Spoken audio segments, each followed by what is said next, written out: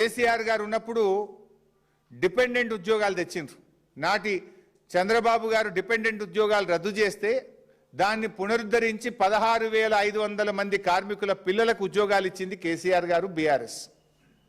మీరు వచ్చిన అప్పుడు కేసీఆర్ గారు ఉన్నప్పుడు నెల నెల మెడికల్ ఇన్వాలిడేషన్ ఉండేది, ఎగ్జామినేషన్ ఉండేది, మెడికల్ బోర్డు మీటింగ్ పెట్టేది.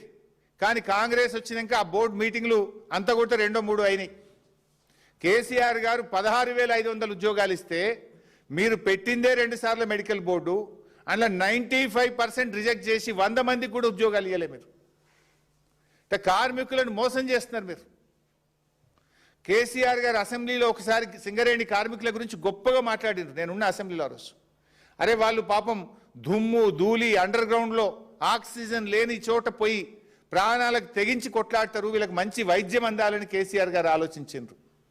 కాంగ్రెస్ వచ్చినాక ఇవాళ అపోలో ఆసుపత్రిలో కానీ, స్టార్ ఆసుపత్రిలో కానీ, యశోదాలో కానీ, కిమ్స్లో వైద్యం బంద్ అయిపోయింది సింగరేణి కార్మికులకు. వాళ్ళకి ఏమంటారు, ఎంపానల్మెంట్ తీసేసిండ్రు. ఇప్పుడు నిమ్స్కు పోండి లేకపోతే ఉస్మానియాకు పోండి అంటుండ్రు. అసలు సింగరేణి ఇలా కార్మికుల కష్టం, కార్మికుల చెమట చుక్కల్లో నుంచి సింగరేణి కదా ఉద్భవించింది. ఆ కార్మికులకు ప్రాణాలకు తెగించి సింగరేణి కోసం పనిచేసే కార్మికులకు వైద్యాన్ని కూడా దూరం చేసిన ప్రభుత్వం ఈ కాంగ్రెస్ ప్రభుత్వం.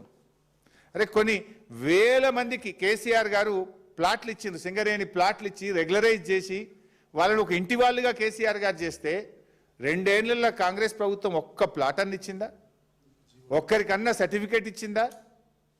అసలు బోనస్, ఇప్పుడు కార్మికులకు బోనస్లో కోతబెట్టి నీ భోగాల కోసం, నీ ఫుట్బాల్ షోకుల కోసం ఇవాళ సింగరేణి డబ్బులు ఖర్చు పెడుతున్నావు Revanth Reddy.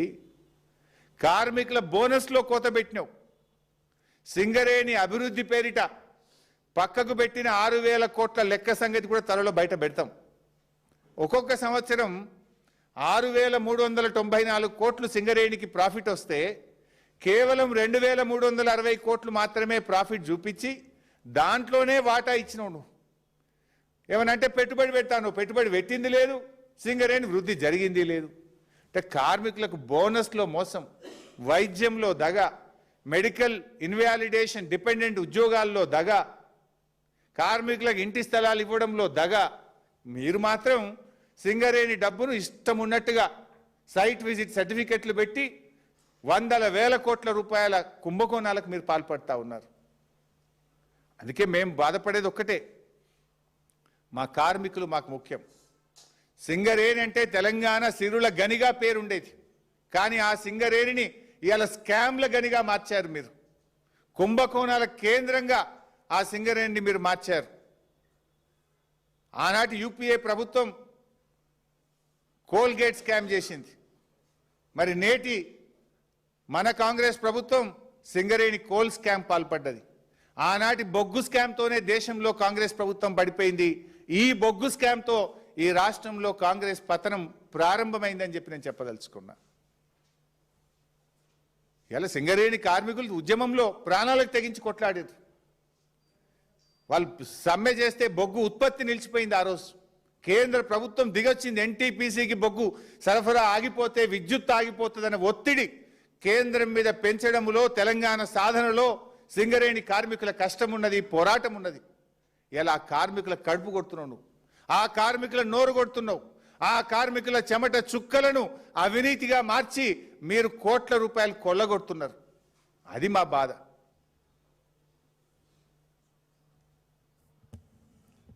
Site visit certificate షరతు లేకుండా టెండర్ మీ కాంగ్రెస్ హయాంలో జరిగితే మైనస్ పోయింది. వెంటనే 3 నెలలకు సైట్ విజిట్ సర్టిఫికేట్తో టెండర్ జరిగితే ప్లస్ టెండర్లు అయినాయి. ఇది open shut and mouth case, open corruption. Red హ్యాండెడ్గా కాంగ్రెస్ దొరికిపోయింది. ఇంకేం బుకాయిస్తారు? ఈమెయిల్స్ ఉన్నాయి, ఫోటోలు ఉన్నాయి, వాట్సాప్లు ఉన్నాయి, వీడియోలు ఉన్నాయి. ఇంకేం కావాలి? ఇంకా ఎంతకాలం బుకాయిస్తారు? పారదర్శకత అంటూ మాట్లాడిన భట్టి గారు, కేవలం నేను అడుగుతున్న భట్టి గారు, కొంతమందికే సైట్ విజిట్ సర్టిఫికెట్లు ఎందుకు ఇచ్చారు, మిగతా వాళ్ళకి ఎందుకు ఇవ్వలేదు? బయట పెట్టండి. ఎన్ని ఈమెయిల్స్ వచ్చినాయో బయట పెట్టండి. ఎంతమంది సైట్ విజిట్ చేసినారు, ఎంతమంది సర్టిఫికెట్లు ఇచ్చినారో బయట పెట్టండి. నిన్నటి బట్టి గారి ప్రెస్ మీటు సమాధానాలు చెప్పడం కంటే సమర్థించుకునే ప్రయత్నమే ఎక్కువ చేసినారు. ఇవన్నీ చూపించుకుంటూ ఇందులో ఏమున్నది, బట్టలు ఉతికే వాషింగ్ మిషన్కు సైట్ విజిట్ సర్టిఫికేట్ ఉంది, డిఫెన్స్ వాళ్ళు ఇచ్చిండ్రు, నేను సింగరేణిలో ఓబీ బ్లాక్ పెడితేంది అంటాడు. ఎక్కడన్నా అలా ఓబీ బ్లాక్ ఉందా నువ్వు చూపించిన దాంట్లో? సరే, బట్టి గారంటే మాకు కూడా చాలా గౌరవం. ఆయన చాలా సీనియర్ కాంగ్రెస్ నాయకులు, 30-40 ఏళ్ల నుంచి కాంగ్రెస్ పార్టీలో ఉన్నారు. వారి కుటుంబం అంతా కూడా కాంగ్రెస్ పార్టీలో ఉన్నది.